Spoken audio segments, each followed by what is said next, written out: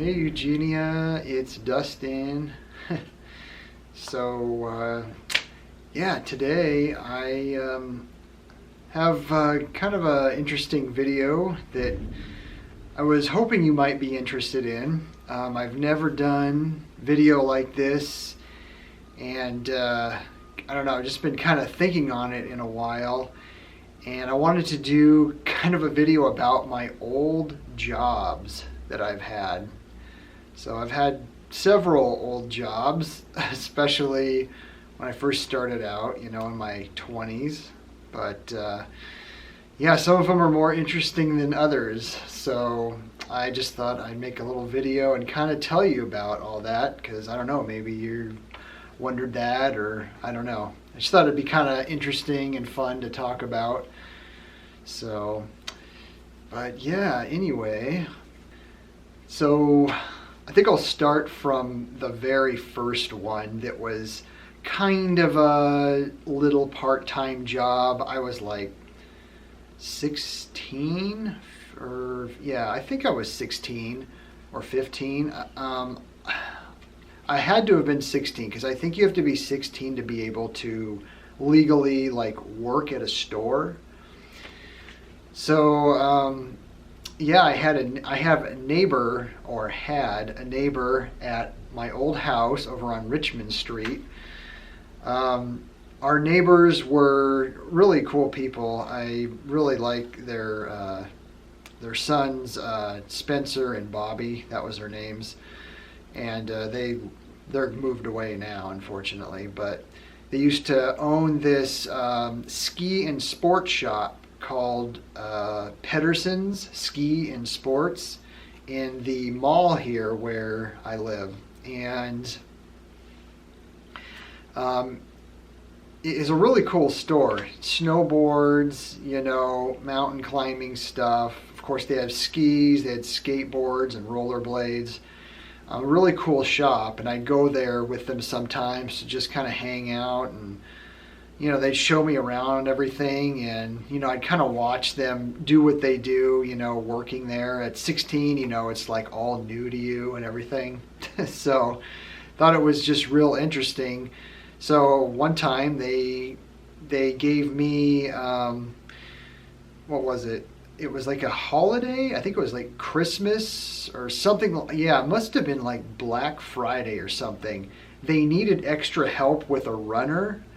So the salesman on the floor, I would assist the salesman who needed stuff from like the back room and everything. People who needed to try stuff on or wanted certain items that aren't out on the floor that I needed to bring out to show them as the salesman did their thing. So yeah, it was fun. I was so excited, as a young kid at 16 to be able to make some money, working at, Pedersen's doing the ski and sport. And, I would help customers. I wasn't able to do any of the selling or anything at that age, but, I assisted people, and of course went and got stuff and brought stuff out and everything. So that was really fun part, and a really interesting part of it was I was in one of their commercials. So yeah, so I was, it was, I think, for snowboards.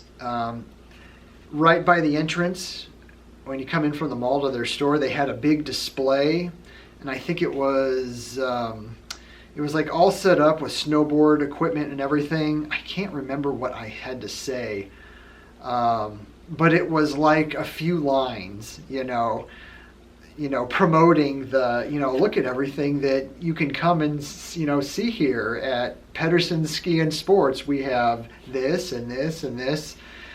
And it was funny because I'd go to school and people were like, I saw you on TV, I saw you on TV, Yeah, which I thought was kind of cool, because, my name's Dustin Hoffman, like the famous actor Dustin Hoffman. So everyone would kind of give me a hard time about it, but that was fine. It was fun, it was the really cool thing, to do a commercial and everything, and to be on TV and stuff. So plus I made money, it was my first gigs, so But let's see, then after that, it was senior year in high school. I started to work at a place called Fred Meyer here. Fred Meyer is similar to Walmart. They have groceries, they have home goods, they had an electronics section, they had a bank in there. So you could it's a one-stop shopping store. I don't know what similar to that in Connecticut, but yeah, it was. I was working in the Fred Meyer home electronics because I really loved electronics and everything. So, and it was exciting, I worked we have two Fred Meyer store here. There's a south one and a north one. I started at the south one, and it was helping people with TVs, computer stuff, video games stuff, all kinds of accessory, like earphones, MP3 players, and there was a 1 hour photo. I did a lot of 1 hour photo, developing pictures for people, and that was fun because I liked photography. And it was so interesting, some of the pictures that people would bring in, because back then it was just 35 millimeter mostly. People would bring their 35 millimeter in, you put the thing in the machine, and the pictures would come up on the screen before it would develop it and print it. And you couldn't even believe some of the things that people would bring in on negatives that I would see. I mean, people who were naked, people doing, sexual things, which was weird. And then I would see, family pictures, people going on trips, and people doing other odd stuff. It was kind of funny. I don't know how people could bring negatives in and knowing that I was going to see this stuff. So it was interesting. But, then people, would bring in beautiful pictures too, like scenery and stuff like that. A lot of it was mostly vacation photos and stuff. So it was an interesting job to see all these different kinds of things people would bring in for me to develop pictures. So yeah, helping everyone with electronics and pictures, and yeah, it was really fun. I actually kind of miss it, especially the North Fred Meyer. That was my favorite. So yeah, I made good friends there and everything else. And I probably shouldn't have done this, but I decided to put in my 2 weeks notice and quit after almost a year, I would say, and I went to Circuit City. I'm sure you've heard of Circuit City. I think they're all gone now. But my friend, Bill, I'm not friends with him anymore, but at the time he just started a sales job selling computers at Circuit City. And I'm like, oh, I want to come work with you. And he's like, oh yeah, you should come. It's way better than Fred Meyer. You can make more commission or whatever. So I quit Fred Meyer. They didn't want me to leave.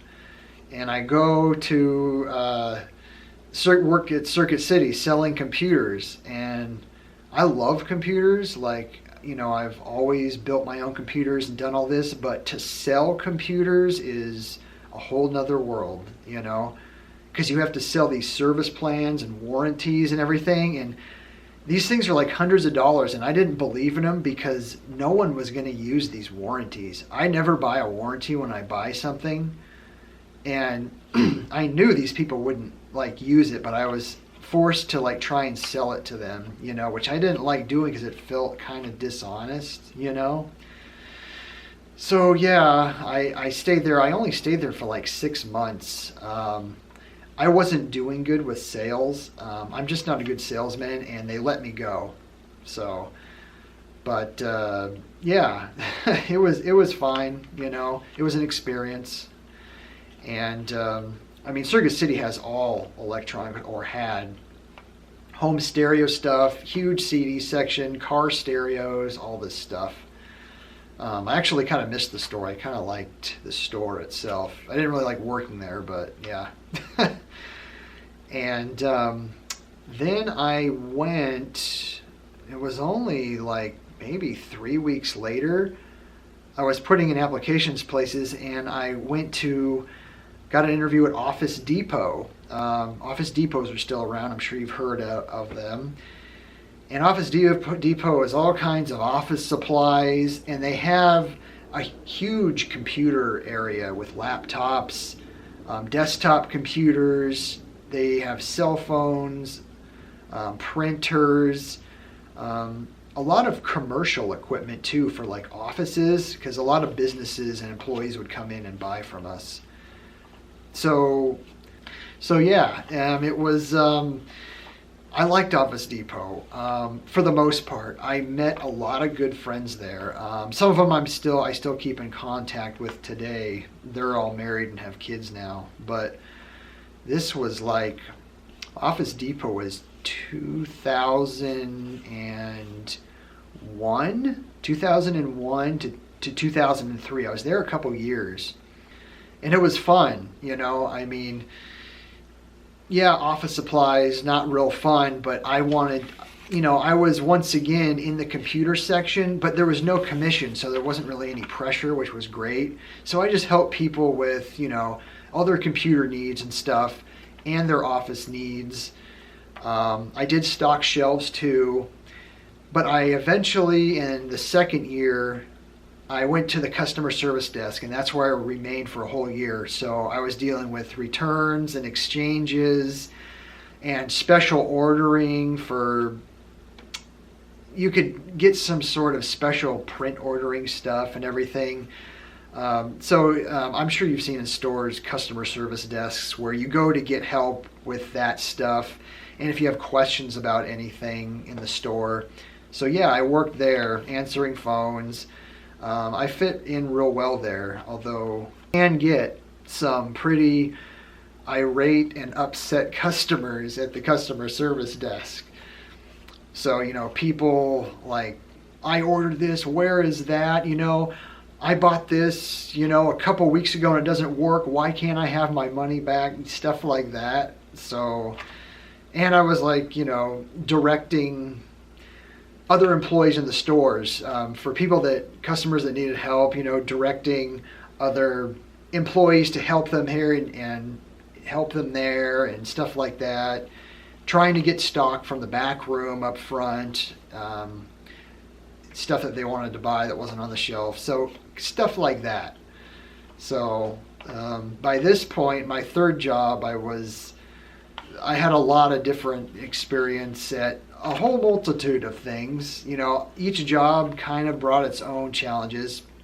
Plus, during these jobs, I did have to kind of be a janitor, and clean the bathrooms and clean shelves and floors and stuff.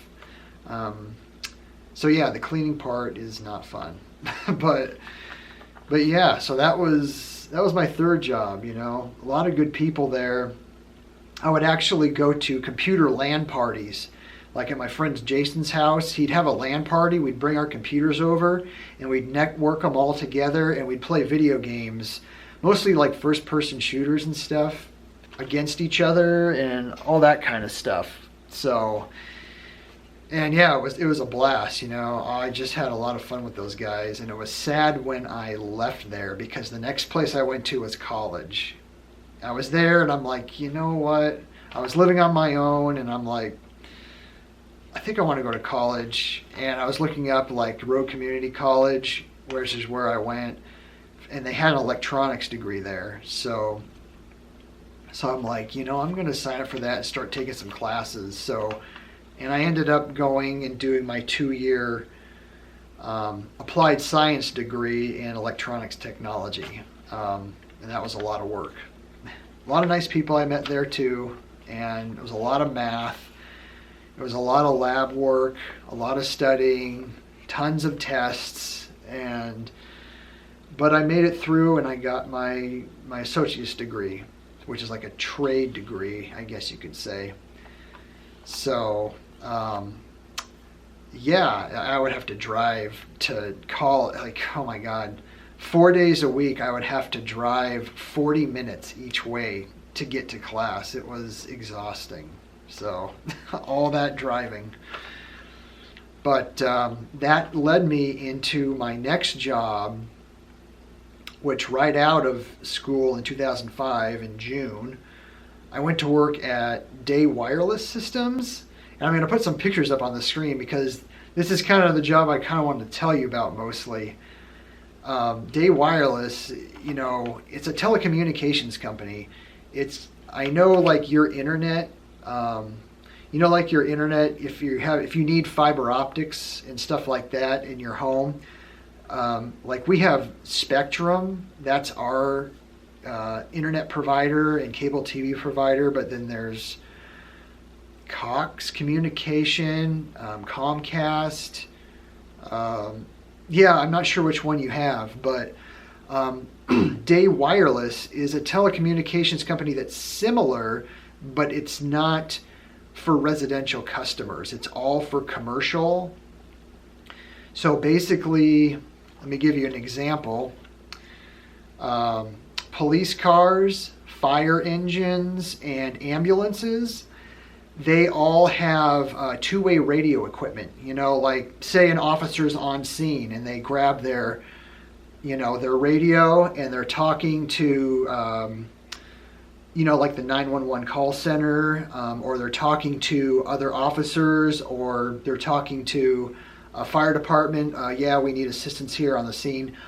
All that radio equipment that's in those cars, like police cars, fire trucks, and ambulances, I had to work on and install and repair all that equipment. So I was working on all kinds of police cars, like putting in not only their radios and making sure they work correctly, but all their light bars, you know, all the lights that are on the cars when they're on scene. I had to install all those lights, all the wig-wag lights, like when you get pulled over and their front lights start flashing. Sirens, I installed sirens. Mobile data control centers, which is their car-mounted laptops, and their laptops are their data centers that talk to like places like CCOM and the 911 centers and everything.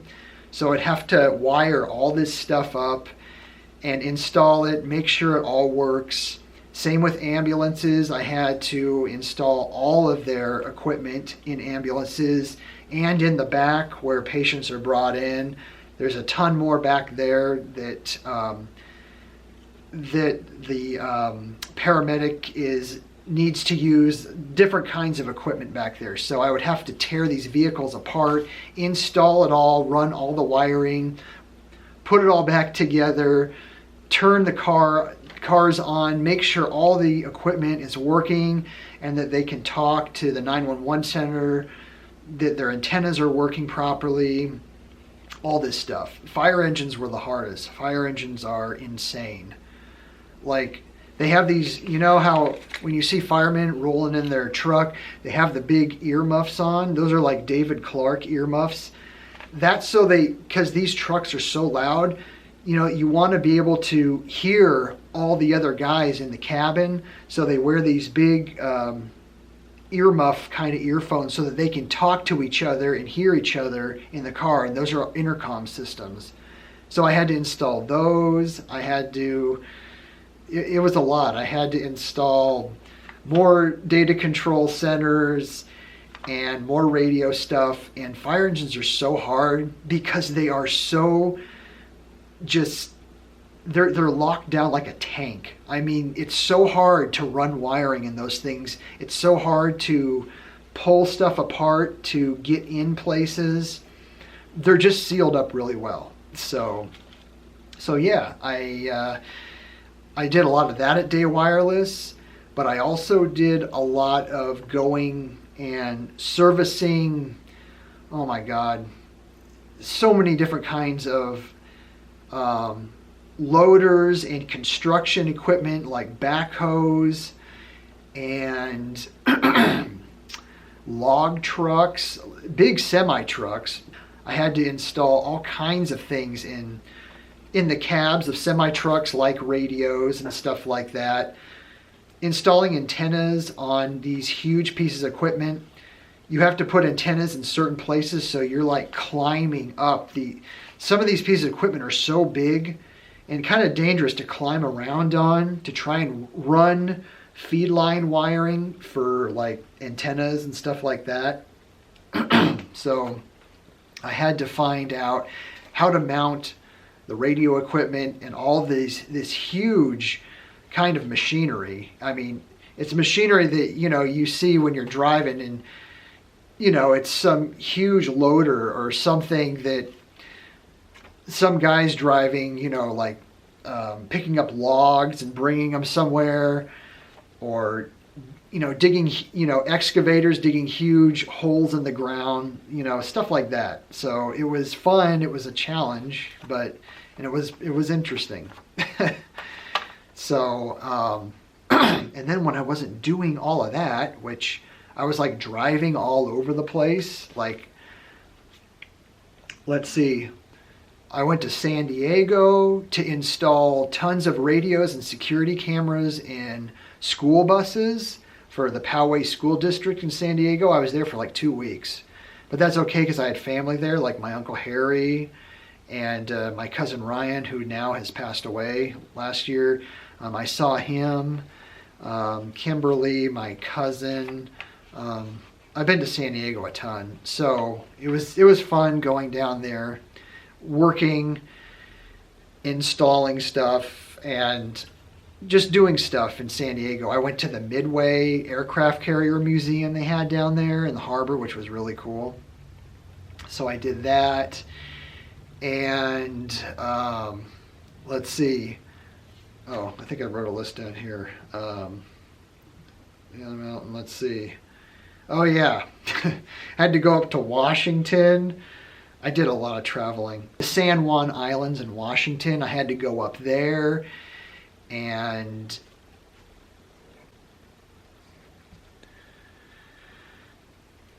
up there in Washington, I was on Whidbey Island, which is a beautiful island. There's a naval air station there and everything. I had to do more radio and security camera installations in all the school buses there for the whole school district. But it was beautiful up there. On my days off, I'd go on to the, what are they? They're those ships they're ferries. Yeah. I go on the ferry, and the ferries would, you know, because I love boats. I know you do, Eugenia. And, you know, you go out on a nice boat ride through the islands, you know, and way underneath there's like car carriers, so they're taking cars to other islands. And then you can ride up top, you know, in the bridge area. It was just really cool. So doing all that was really fun. While I was there, I had to go to British Columbia to a place called Point Roberts. So that was interesting, going to Point Roberts. You had to go up into British Columbia and then come down on this peninsula. I had to fix some intercom stuff on a fire engine that no one can fix, but I was able to fix it because I called David Clark, and me and the tech figured out what was wrong with it and got the whole intercom system fixed. They were really happy about that. I remember that. Let's see, radio installation work there. It was a rural fire department. It was really cool. I like working at the rural fire departments because, you know, they're out in the woods and forests. I did driving all over, you're going to all these different beautiful locations out in the middle of nowhere.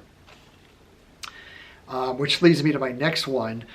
A lot of the other things I did, I would go with the senior techs in my office. Chuck and Rod, they were really nice guys.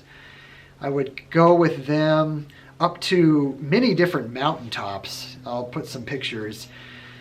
Whether it's in the snow or in the summer, I mean, if you look on mountaintops, you'll see like radio, like antennas on some mountaintops. Those are like tower sites. They have all kinds of base stations and equipment for two-way radio because you got to have a line of sight. So they put these antennas and these microwave dishes up on these huge mountaintops because you need a line of sight. In order for two people to talk on a radio, you need a line of sight from a very high point up on like a mountain that has a straight signal to, say, an officer in his car. He'll be talking, and his signal will go up to this mountaintop into the receiver in the base station there, and it will shoot it back to the 911 call center, all at the speed of light. And so those base stations are needed for all this other radio equipment to work. So I would go with them, help install all kinds of rack-mounted server equipment for all this microwave stuff and standard radio equipment, and also antennas, because there's huge tall antennas towers there. I didn't want to do any climbing, but we had guys that were tower climbers and certified.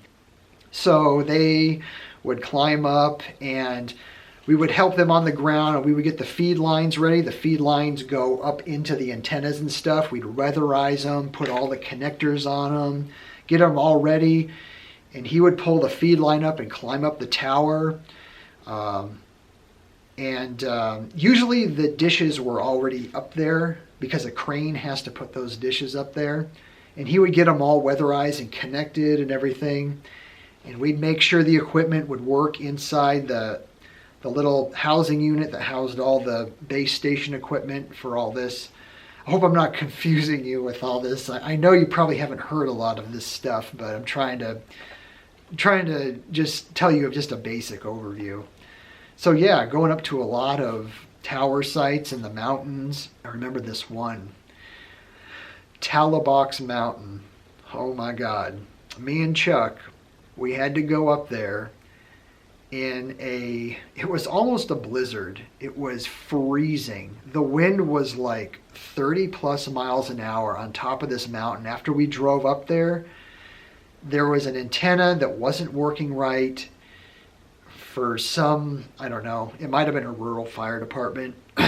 So we had to change the antenna up on this, I'll see if I can find a picture and put it here, up on this mountaintop. And we're over there on the railing. I mean, we couldn't even, I couldn't even feel my fingers. It was so freezing because the temperature was like, I don't know, it had to be no more than 30 degrees because it was snowing, and with the wind chill factor, it just dropped the temperature. So we were just frozen trying to take this antenna down and to put up a new antenna and weatherize it and everything, and then make sure it all works correctly, because the antennas are outside. You got to be out in the elements, even on a mountaintop in a storm, doing this stuff. So it was a hell of a challenge. We got it installed. It worked fine. But stuff like that is just unreal. Almost got stuck one time going to this another tower site way high up in the mountains. It was snowing. I was by myself. I took the huge Ford F-250 truck. I mean, I was supposed to go and do some kind of service work in this tower site. I can't remember what it was.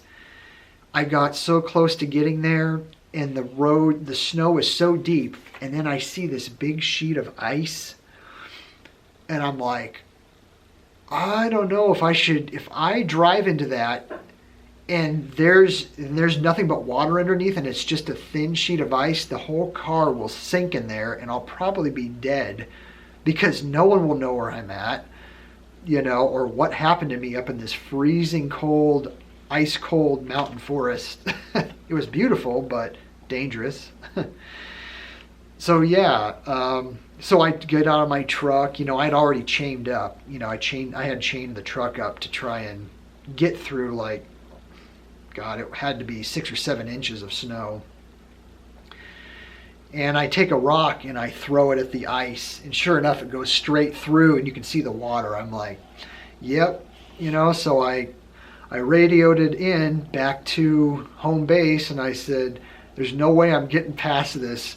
if I drive this truck over the ice, it will sink into the crevasse, and I'm screwed, you know, up here in the mountains. So they're like, yeah, just come back, don't go any further, because it was very dangerous having to make these decisions, you know, depending on where I was at and what weather was going on. So yeah, that is a little overview of that job. I wanted to tell you about that one. And then the last job was Katrine Scala Division. I was a test technician and antenna assembly technician for this company, testing and assembling all kinds of different antennas. You know your cell phone, your iPhone? You've seen those cell phone towers. Those are also up on mountaintops, and you see them driving around.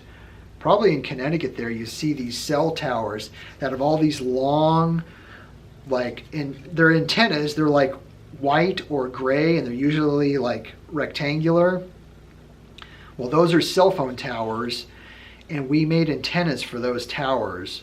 So I had to test and do assembly work on them, troubleshoot, try and fix why certain antennas won't work before they're closed up and sent off and sold to like AT&T or Verizon or all that. So they went out of business now. I was there a couple of years, but they're now out of business. So yeah, that was an interesting job. Had to do a lot of, I would have to do a lot of testing in anechoic chambers, which is a soundproof chamber, you know, with all the foam triangular things that are sticking up all over the roof and walls. I'll find a picture and put it here. So we had to put the antenna in the chamber and test different waveforms and everything else. So it was a lot of, you know, it was in a manufacturing facility. So I'd say Day Wireless was the most interesting. Going to a lot of beautiful places all over the place and dealing with some crazy environmental weather stuff. This video is getting kind of long, so I could go on about more stories, but I think I'll just leave it at that. I've given you a lot of info in this video, Eugenia, so so I'll just let you, you know, process all of this stuff that I was talking about. So hopefully you like this video, Eugenia. I just thought it'd be fun to kind of reminisce and make a video about, you know, some of my first older jobs, you know, that were fun. Some I learned a lot on all these jobs, gained a lot of experience, you know. They were interesting, you know. Some I liked more than others, and I did make good friends out of them. So, which I don't really, unfortunately, talk to some of them. There's a couple that I've made contact with, but yeah. So yeah, that is the video, Eugenia. So that's a bunch of my first early jobs. So mostly in my 20s. So that's, yeah, I'd say most of them were in my 20s. Since I'm 42 now, I can't believe I'm 42. But anyway, love you, Eugenia, and I'm giving you some kisses, Eugenia, and I'm sending you hugs too. So, okay, I have an idea for a couple other videos, but I'll wait a little while. This is a pretty big video, so so anyway, I try and look at the camera as much as possible, but when I'm explaining things, I look around the room because I'm trying to think, you know. But I know you're really good in your videos, Eugenia. You're always looking directly at the camera the whole time. You're just really, you've been doing it way longer than me though. So for me, it's hard to look in the camera, you know, like 24/7. So I'm always looking around. But anyway, love you, and glad you had a fun time at the Scorpio Palette Launch, Jeffrey's birthday and all that. So that's really cool. And it's really cool that he's sponsoring you now. I'd say you're one of his big sponsors for makeup now, so I'm really happy for that success that you got for yourself, Eugenia. You've done a really good job. So I just want to tell you, you do an amazing job with your job.